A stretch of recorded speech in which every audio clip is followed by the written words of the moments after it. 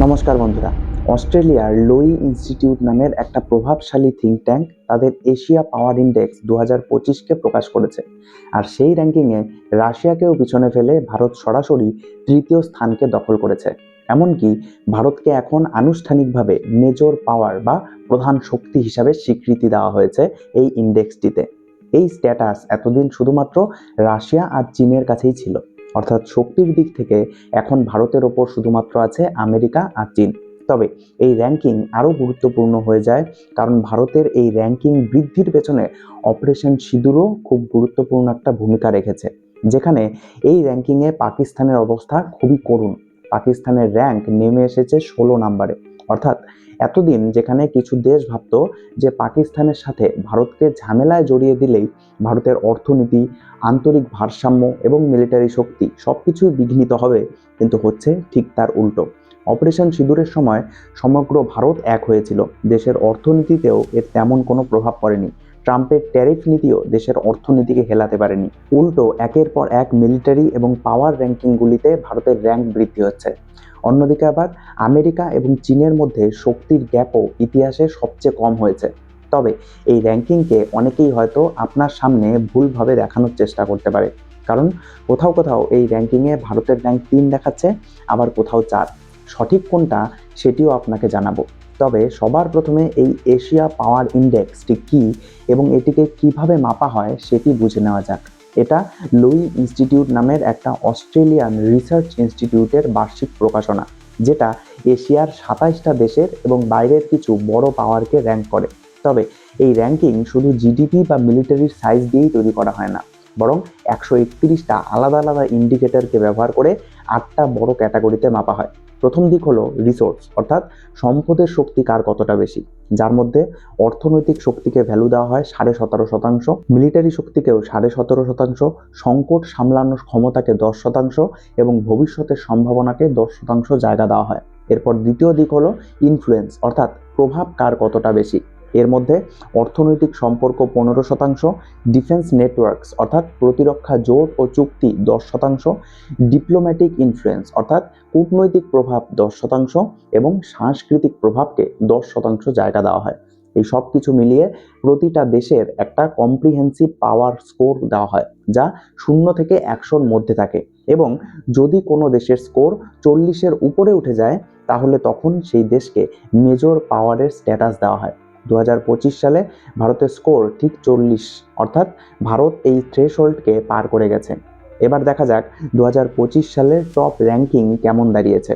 দেখতেই পাচ্ছেন যে এখানে ভারতের র্যাঙ্ক হলো তৃতীয়, আর পাকিস্তান আছে একদম 16 নম্বরে। ভারতের স্কোর পাকিস্তানের প্রায় 3 গুণ, যেখানে আমাদের 40 সেখানে তাদের 14.5। আর অর্থনৈতিক ক্ষমতায় ভারত এখন জাপানকেও ওভারটেক করেছে। তবে এখানেই অনেক জায়গায় আবার ভারতের র্যাঙ্ক 4 দেখাচ্ছে। আসলে এখানে আলাদা আলাদা করে র্যাঙ্ক দেখানো হয়েছে, যে শুধু অর্থনৈতিক ক্ষমতায় বা শুধু মিলিটারি ক্ষমতায় কোন দেশের র্যাঙ্ক কত। তবে যদি সবকিছু মিলিয়ে দেখা যায় তাহলে ভারতের আসল র্যাঙ্ক হলো 3, রাশিয়া এবং জাপানের ওপরে। এবার আসি সবচেয়ে গুরুত্বপূর্ণ প্রশ্নে, যে ভারতের র্যাঙ্কিংয়ে হঠাৎ এই জাম্পের কারণ কি। দেখুন, কিছুই হঠাৎ করে হয় না। ভারতের মিলিটারি এবং অর্থনৈতিক শক্তি তো অনেক আগে থেকেই ক্রমাগত বৃদ্ধি হচ্ছিল, শুধু প্রয়োজন ছিল সেটাকে বিশ্বকে দেখানোর। এবং অপারেশন সিঁদুর এবং ট্রাম্পের ট্যারিফ নীতিকে সামলে ভারতের এই দুই ফ্রন্টই যেভাবে শক্তভাবে দাঁড়িয়ে আছে, তাতে ভারতের শক্তিকে স্বীকার করা ছাড়া আর কোনো উপায় নেই। এই র্যাঙ্কিংয়ে অর্থনৈতিক শক্তিতে জাপানকে টপকে ভারতের তৃতীয় স্থানে উঠে আসার পেছনে মূল ভূমিকা রেখেছে আমাদের জিডিপি গ্রোথ। যেমন কালকেই খবর এসেছে যে ভারতের অর্থনীতি কোয়ার্টার 2তেও সমস্ত এস্টিমেটকে ভেঙে দিয়ে 8.2% হারে বৃদ্ধি পেয়েছে, এবং মনে করা হচ্ছে আসল খেলা হবে কোয়ার্টার 3তে, যেখানে জিএসটি রেট কাট এবং ফেস্টিভ সিজনের প্রভাব পড়বে। শুধু তাই নয়, ফিউচার রিসোর্সেও ভারতের র্যাঙ্ক তৃতীয়, কারণ ভারতে আছে বিশাল তরুণ জনসংখ্যা। এছাড়া চীনকে টপকে এখন এফডিআইতেও ভারত দ্বিতীয় স্থানে উঠে এসেছে। ভারত এখন আমেরিকার পরে সবচেয়ে বেশি বিদেশি বিনিয়োগ পাওয়া দেশ। এটা হয়েছে চায়না +1 স্ট্র্যাটেজির কারণে, কারণ বড় বড় কোম্পানিগুলো এখন চীনের থেকে নিজেদের নির্ভরতাকে কমিয়ে আনতে ভারতে তাদের বিনিয়োগকে বাড়াচ্ছে। আর 2018 সালের পর প্রথমবার ভারতের ইকোনমিক রিলেশনশিপ স্কোরও উন্নত হয়েছে। এছাড়া আমাদের মিলিটারি ক্যাপাবিলিটি র্যাঙ্কিংয়েও অপারেশন সিঁদুরের প্রভাব পড়েছে। লোই ইনস্টিটিউট সরাসরি বলেছে, ভারতের সাম্প্রতিক অপারেশনাল এক্সপিরিয়েন্স বিশেষজ্ঞদের ভারতের মিলিটারি ক্যাপাবিলিটিকে নিয়ে ধারণাকে উন্নত করেছে।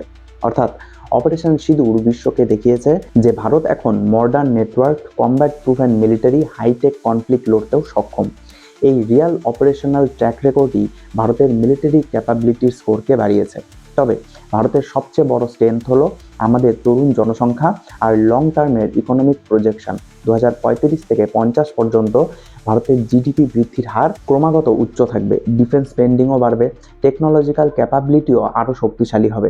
এই সব কিছু মিলিয়ে ভারতের কম্প্রিহেন্সিভ স্কোর 40-এর উপরে চলে গেছে, আর ভারতকে মেজর পাওয়ারের স্ট্যাটাস দেওয়া হয়েছে।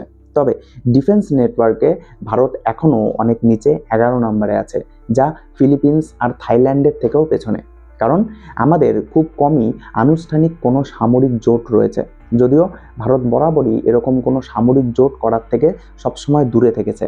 এছাড়া ডিপ্লোম্যাটিক ও কালচারাল ইনফ্লুয়েন্সেও ভারতের র্যাঙ্ক ঠিক যতটা হওয়া উচিত ছিল ততটা নয়। তাই বর্তমান চ্যালেঞ্জ হলো আমাদের সম্পদকে ব্যবহার করে নিজেদের ইনফ্লুয়েন্সকে আরও বৃদ্ধি করা, গভীর ইকোনমিক পার্টনারশিপ, বেশি বেশি ডিফেন্স এগ্রিমেন্টস এবং রিজিয়নাল লিডার হয়ে উঠে আসা। কারণ যেভাবে আমাদের প্রতিবেশী দেশগুলিতে আজকাল যে কেউই যখন তখন উঠে এসে ভারত বিরোধী আওয়াজ তুলতে শুরু করে, তাদেরকে ভালো করে টাইট দিতে হবে। এরা ভাবা শুরু করেছে যে ভারতের নামে যা ইচ্ছে তাই বলা যায়, কারণ ভারত শুধুমাত্র পাকিস্তানকেই কঠোরভাবে জবাব দেয়, বাকিদের ওপর তেমন কোনো শক্তিশালী জবাব দেওয়া হয় না। তবে সময় এসেছে এইসব লোকেদেরকেও যোগ্য শিক্ষা দেওয়ার।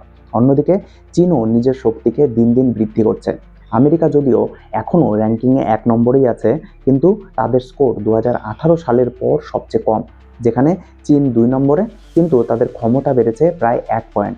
তাই আমেরিকা চীনের গ্যাপ এখন 2020 সালের পর সবচেয়ে কম।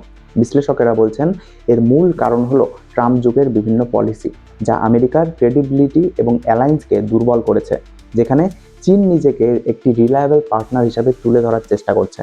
তবে আপনাদের এই বিষয়ে ঠিক কী মত সেটা অবশ্যই কমেন্টে জানাতে ভুলবেন না। এবং আপনাদের কাছে একটাই রিকোয়েস্ট, একটি লাইক এবং সাবস্ক্রাইব অবশ্যই করবেন, কারণ এটি আপনাদের জন্য সামান্য মনে হলেও এটি সত্যি আমাকে আপনাদের জন্য আরও এমন নতুন নতুন বিশ্লেষণাত্মক ভিডিও নিয়ে আসতে অনুপ্রেরণা যোগায়। দেখা হচ্ছে পরের ভিডিওতে। ধন্যবাদ।